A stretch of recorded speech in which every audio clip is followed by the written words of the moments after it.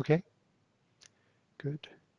So let's go back to our common patterns, and um, I do have a presentation with some pictures which I can show you, which may help some, but I think discussion's good because the pictures also take away a little bit from interaction and discussion. So is there anything else you want to ask about that topic? Your questions were really good the first hour. I have a question.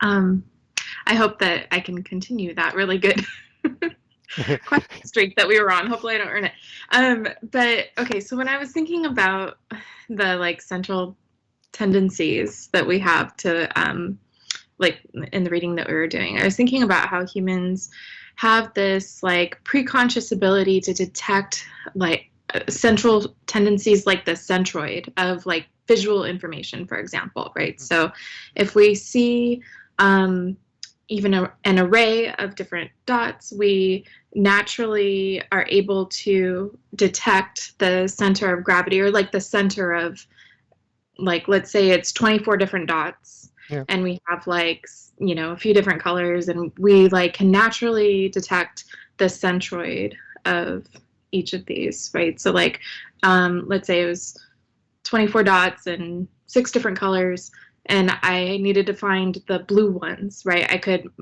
preconsciously detect the centroid of the blue dots I see. and the centroid of like all the other dots Yeah. mixed together, right? um, so anyways, my point being that it makes me think that we have that it's like a fitness advantage to be able to detect in our environment patterns, or in this case what I was thinking of, the centroid, right? If you're looking for like if I'm looking for, I don't know, a certain animal of a certain color and I see a whole herd of them, I can naturally like know where the center Mm-hmm. of that cluster is. So I'm just thinking of like maybe different fitness advantages of being able to see patterns. I don't know if I'm making the link clear between patterns and finding the centroid, but it seems like Yes. similar sort of concern or question that I have, like, how has this helped us, like, to be able to detect patterns? I guess that's what I'm asking about, is like our ability. So maybe it's more like a psychophysical question that I have, Yeah. but I'm Yes. also thinking about like the evolutionary impact of that or benefit of it. Yeah. No, that's an interesting question. It's essentially we're measuring to some extent in my general use of the notion measurement, and which is really what psychophysics is. Um, Mm-hmm. whenever you ask a question about function and evolution, I always like to transform it into a comparative question.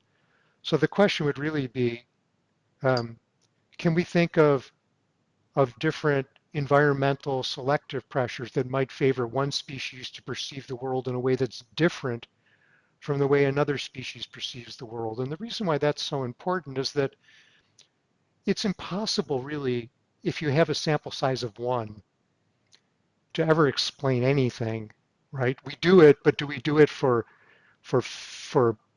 chemical reasons or biophysical reasons or Darwinian functional reasons, or is it just an accident, a correlate of some other function? And so you can never really assign an explanation very easily, but we can make a comparative prediction. We might say, species that live in really open habitats where they can see long distances have to perceive the world in one way, whereas as species that are more closed in, they may live in a forest, or the distances that they can see are less, would perceive the world in a different way. And so we make a comparative prediction about how perception and psychophysics would differ in those two species. Then we have a prediction, and if we're consistently correct in the way in which we predict how psychophysics changes between species as a function of the environment, then we can congratulate ourselves and say we're probably thinking correctly about this problem. And if we fail, then we're probably not thinking correctly about the problem.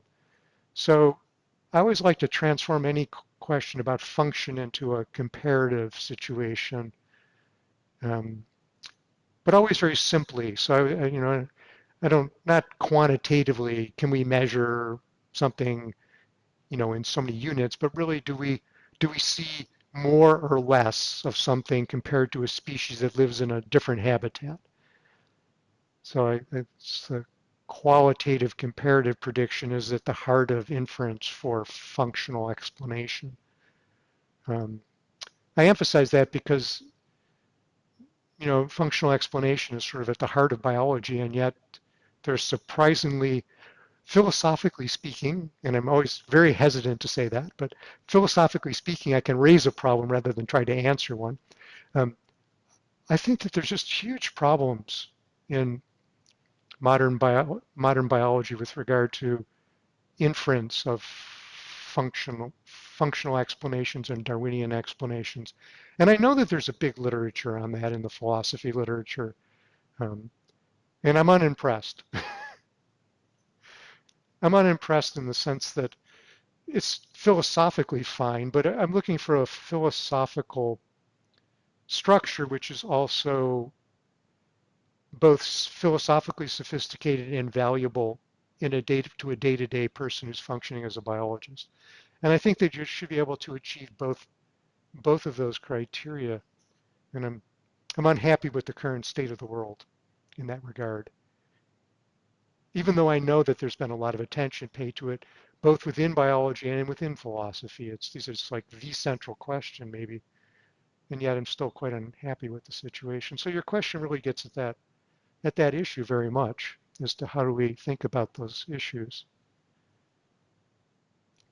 Um, it's something I would be happy to talk about more even after the class is over because I'm making that a central part of a book I'm writing on metabolism in microbes right now, which is the question of really how do we understand how natural selection designs metabolic traits, which is a good biological question, but you can't address the question unless you address the issue of how you frame such a question. And you would think more than 150 years after Darwin, we would know how to do that. But I think we're in a really poor situation right now in modern science with regard to that question.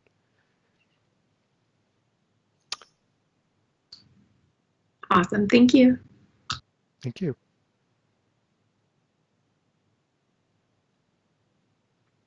Others?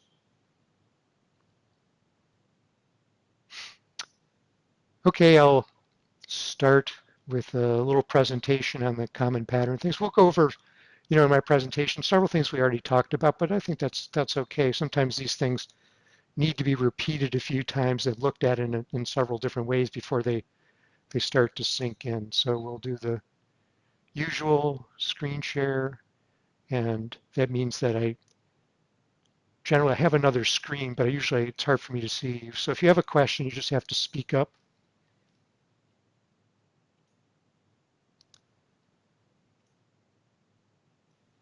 Okay, so here we are.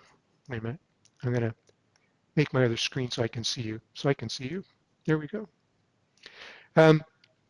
So what I'm going to do is start out by just showing you some patterns. I won't really say that much about them, but it's, I talk about patterns so much, but really what do I mean? What kinds of patterns? And it's just a few examples. There's lots of these, but this is a few examples. This was an article on tree size, and it turns out that if you go to different forests across the world, that tree sizes have a very repeatable pattern. And that raises a puzzle. And so people have wondered, why do tree sizes show this very repeatable pattern? And so here's the data from this particular, there we go, get my pointer going. So this paper was published a few years ago. It was as a major article in Science, right? So it's regarded as a very important article. And they had data from Panama on tree sizes in a classic study.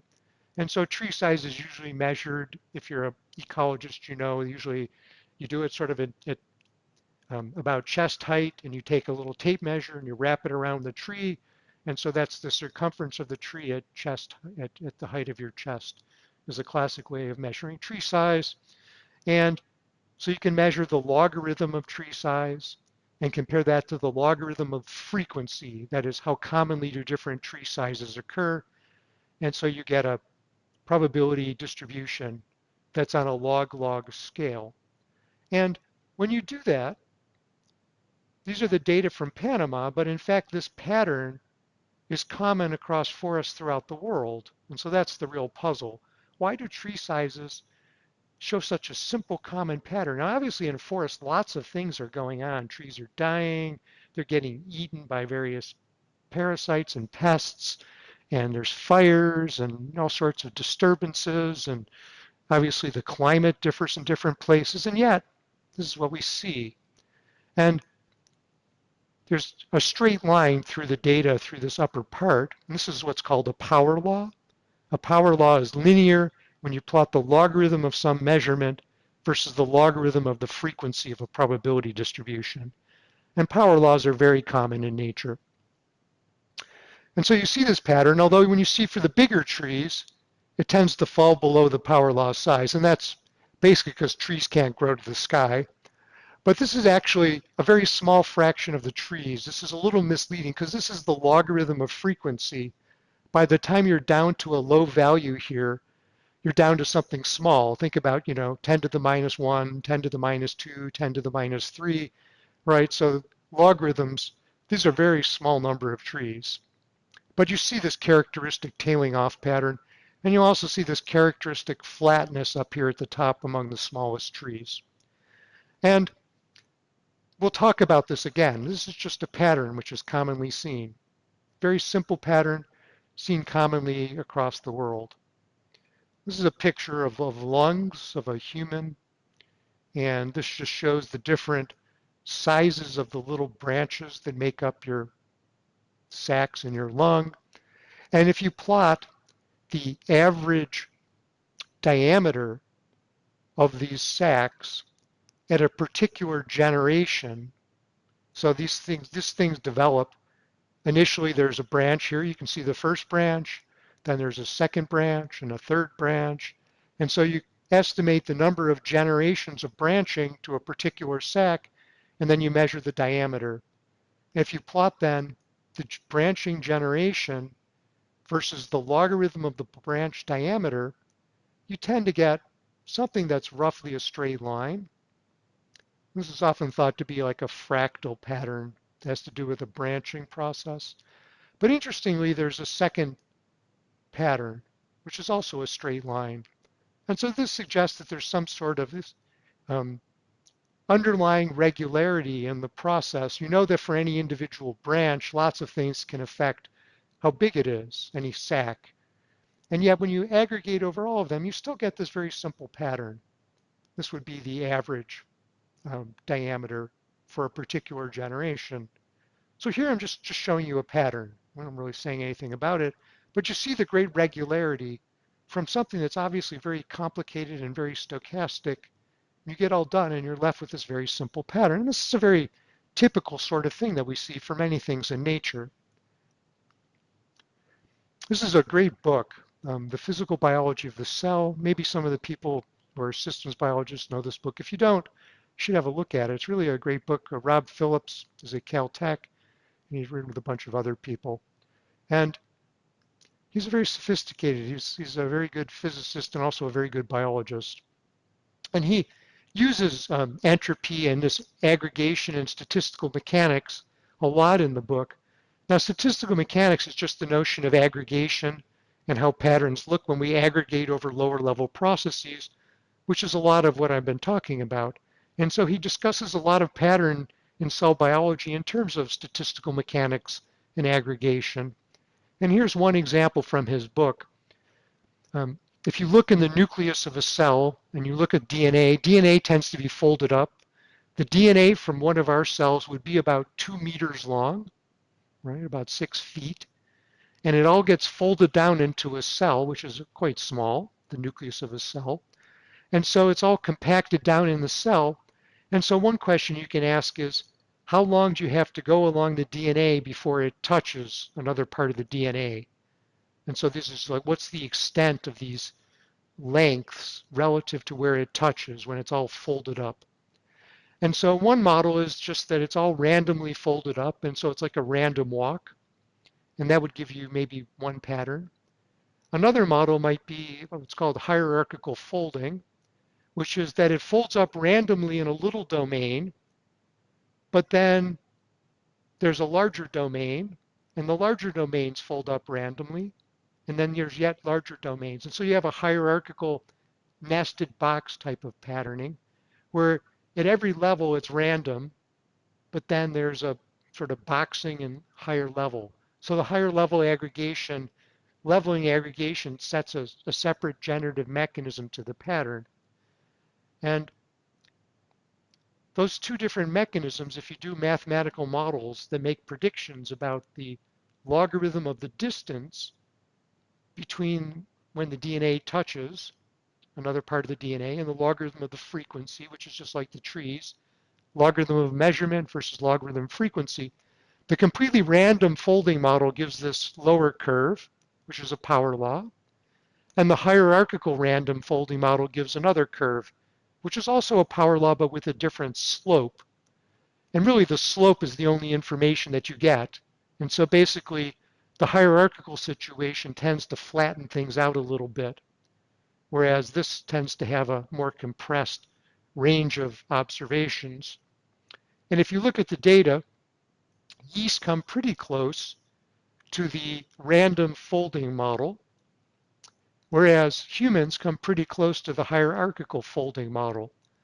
And so people have taken that as an inference. They go from the pattern back to the underlying mechanism and say, well, it looks like human DNA is folding in some sort of hierarchical manner, and the yeast DNA seems to be folding in a more or less random manner with no physical hierarchy.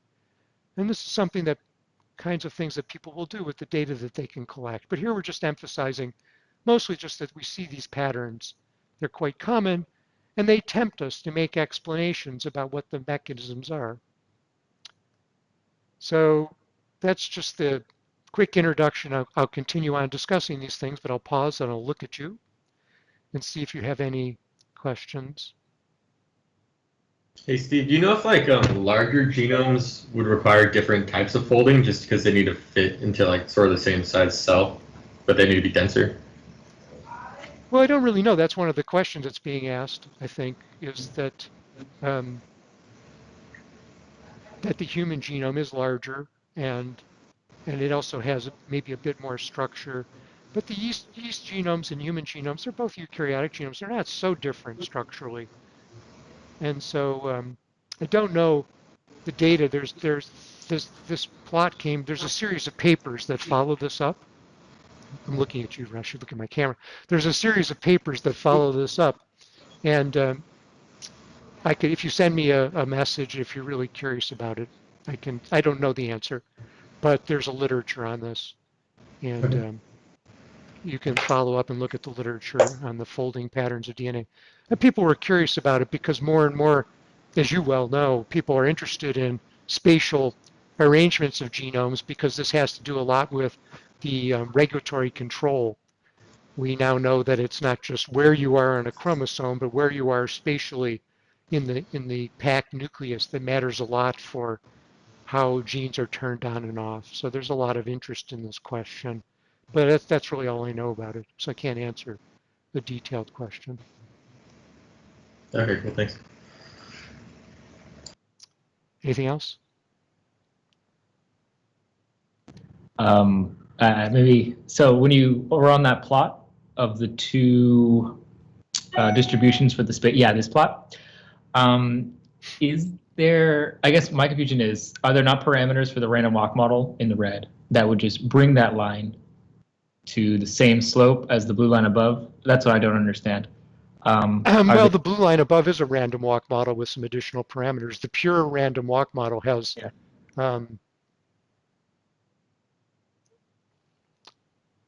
I think you have to fit the average on a power law. The slope is the average distance, so you're constrained. You have one free parameter, and that free parameter has to match the data. So you can do a random walk model with one free parameter, but the parameter is not free. The data force you to fit that. So you have no degrees of freedom with the random walk model. The data take up that 1 degree of freedom. With a hierarchical folding model, I think that it wasn't really done. I mean, the parameter then determines what the spatial scale of the folds are, right? So then you have another free parameter. And if the spatial scale of the folding is such that there's only, 1 unit, then you're back to the random walk model. And then presumably as you make the individual units smaller and smaller spatially, that's moving up the slope. I'm assuming that's what's going on here. And whether they fit that with data or not, I don't know. It's possible that there was a second parameter that was fit with the data. And so some sort of spatial extent model that gives you a way of looking at the data. Again, that's beyond what I know of the study in detail. My point just being that there's very simple patterns and people interpret them. But you can see from Rob Phillips' book, this is figure 820B in the book from the second edition, so you can actually look at that. Maybe there's a newer edition, I don't know, but you can check that. Okay? Yeah. Other question? Okay. So I talked about this question of aggregation. So Rob Phillips talked about statistical mechanics. What he means is aggregation. And so he was emphasizing that you get these simple patterns by aggregating over something which at the small scale is not so simple. But when you aggregate, you tend to get that. And so this is my argument before about how you want to understand aggregation. You've got here are 2 triangles that are randomly rotated relative to each other. And so this is just going to be a visual representation of the information that gets lost and the information that's retained when you aggregate over some underlying random process. And so here we just rotate a bunch of triangles and add them. And you keep on doing that. And after a while, the triangles are gone. And all you're left with is some average notion of the distance from the center to some outer extent of the triangle. In essence, you're really just left with a circle. And that's because a circle is what you get when you have no information about rotational direction. It's rotationally the same in every direction, or rotationally invariant. So a circle is symmetric rotationally or invariant rotationally. And so that shows you how aggregation causes the loss of information. But we do retain some information. And let's look at the squares just to show you that you start with a triangle or you start with a square and you end up with a circle. And you've lost the information about what you started with is completely erased. But you are retaining some information, right? So here you start with a triangle or a square and you end up with the circle. But you can't start with the circle and say whether you originally had triangles or squares. That information is gone. And so that's, people call that the inverse problem. It's a well-known problem. But it's important because people all know about the inverse problem, but many people in science choose not to pay attention to it.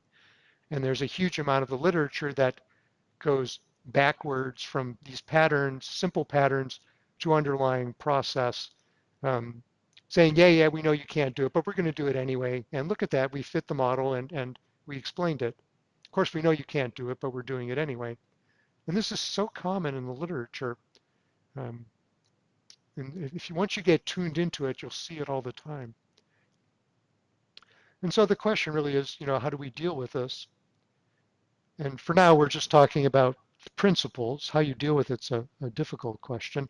But not all information is lost. What you do retain is the average distance from the center to the parts of the triangle and the square when you rotate. And the average distance, so the brackets, if you're not a physicist, means average, and R is the radius. And so what you retain is an average radial distance. which is the same in all directions. And this is typical when you aggregate, you typically end up maintaining an average value, and you tend to lose everything else because aggregation is somehow typically a kind of adding up in some way. And when you add up things, you end up with a total or average being retained, but losing everything else.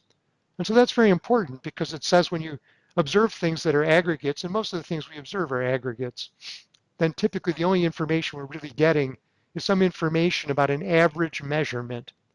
And so the key really is, what measurement are we getting the average of? Here it's just the radial distance. That's all that's left. Now what about this? Can we clarify just for a second? I might be confused. So we can't do inverse problem. We can like say rotating squares is consistent with circles, Yes, and in the inverse problem, that is sort of a solution to the inverse problem, but it's Yes. not a unique solution to the inverse problem. yes. Am I But the thing is, understanding that the correctly? issue is that common patterns are common exactly because they're consistent with so many different underlying things. So it's consistent with, yes. So there are things that it's inconsistent with, and that provides us with a lot of information. But there's a huge range of things which it's also consistent with. And at least in biology, the common thing that people do is they'll get a pattern and then they'll make a mathematical model that generates the pattern and that'll fit. And the model can be very complicated. And people go, look, I have this complicated model that's very specific to my specific problem, and it generates this pattern. So I think I have a lot of strong evidence that my model is a very good model. I can't rule out other models, but it fits this pattern so beautifully, and it has so many complicated things going on, and yet it still comes out exactly like this. But the interesting thing is that the more complicated the model, the more you tend to wash out underlying processes. In a sense, a complicated model tends to lose information rather than have a lot of information because you have a lot of input-output transformations in a complicated model. And every input-output transformation tends to lose information. And so counterintuitively, I don't know how to prove this mathematically, but counterintuitively, I believe that complicated models are actually tend to converge to very simple patterns often because the complexity is typically of the form of aggregating multiple processes which tend to cancel out in the aggregate. And so people will see these very simple patterns, they'll make a complicated model and go, look, there you go. I explained the pattern, and although I can't rule out other patterns, this is probably a very good explanation for what we see. And actually, the amount of information that they really have is approaching zero when they do that. Now, if you make comparative predictions, that's different. I'm just talking about fitting the pattern. Okay? Yeah. And the difference between a model which like predicts and a model which doesn't predict has something to do with like if the parameter values of the model are comparable with some experimental measurement or something like that. Yeah. Well, I think the way I like to think of it is, I've probably said this to you before, it's one of my favorite comments, is when people come to me with, graduate students come to me and they're just starting out and they go, here's my project and so on. In evolutionary biology, where they're talking about function, to get back to Jennifer's question earlier, Jessica's question, I apologize.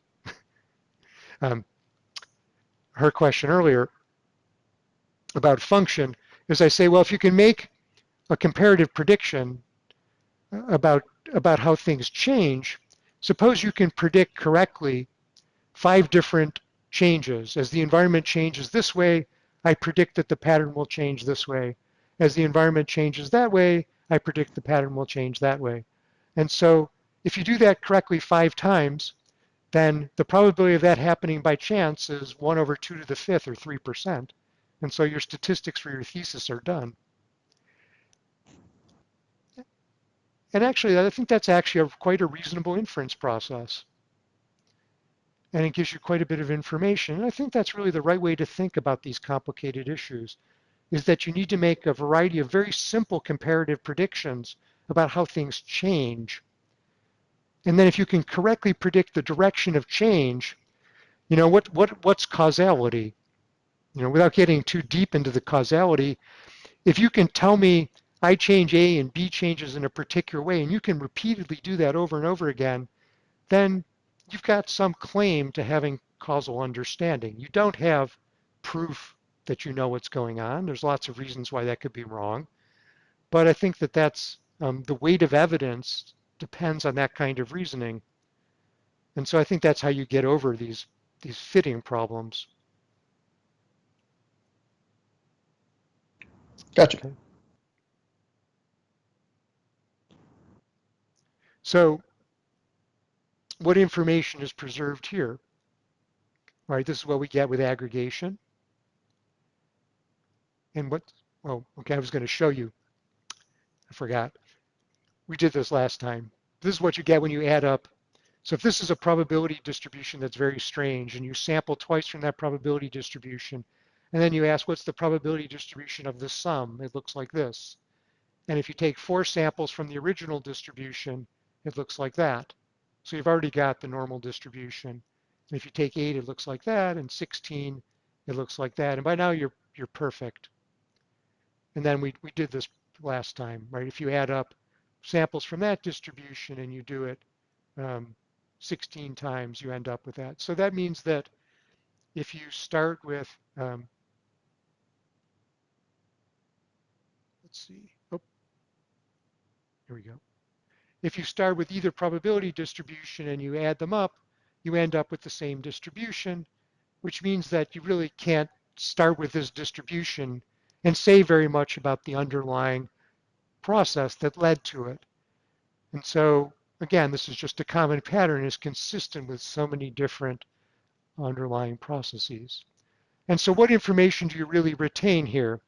And the answer is the only information that's left is the average squared deviation, which is the variance. But remember, the average squared deviation is just the average distance. And so really we're just left with a measure of the average distance from the center. And that's all the information that's left. So the normal distribution is a perfect description of the information that you have when you know the average distance of fluctuations from the mean and you don't know anything else. And the way this is written here is very particular. So the brackets mean average. Z is our measurement. Z squared is the square of the average deviation, assuming that the mean is 0. Right? So these are the average deviations. And this is relative to the scale of the measurement Z. So the form here is we've got the square of our measurements relative to the measurement. We can generalize that by saying we can take other measurements. So t would be some measurement, which would be, say we measured z, but we took the logarithm of z, then t would be the log of z. So t is a measurement on some underlying value. If we take the average of our measurements relative to the square root of those measurements, that's a generalized notion of the variance. And so we'll get a normal distribution whenever the only information we have is the average of some measurement relative to the square root of that measurement, which is conceptually the same here. And so this is the information, but this is a great generalization because it tells us how to connect this shape to a wide variety of other problems. We need to look at our measurements relative to the square root of the measurement. This gives us a notion of distance because we can measure measurements relative to square roots are the same as squared measurements relative to the measurement. It's the same thing. So this is basically average distances on some measurement scale is what we have. So that's really the key.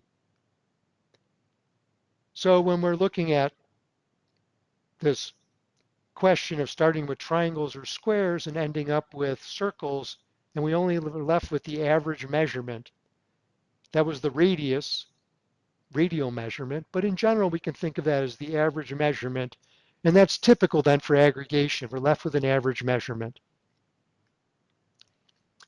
So now let's go back to the, let me see what time it is. Oh, it's already 11:50. So I was going to go back and talk a little bit about the data, and then we'll look a little bit at this problem. But I don't like to go over time because maybe people need to go. So there we are. We're back. So it's 11:50, and so if you need to go, you can go.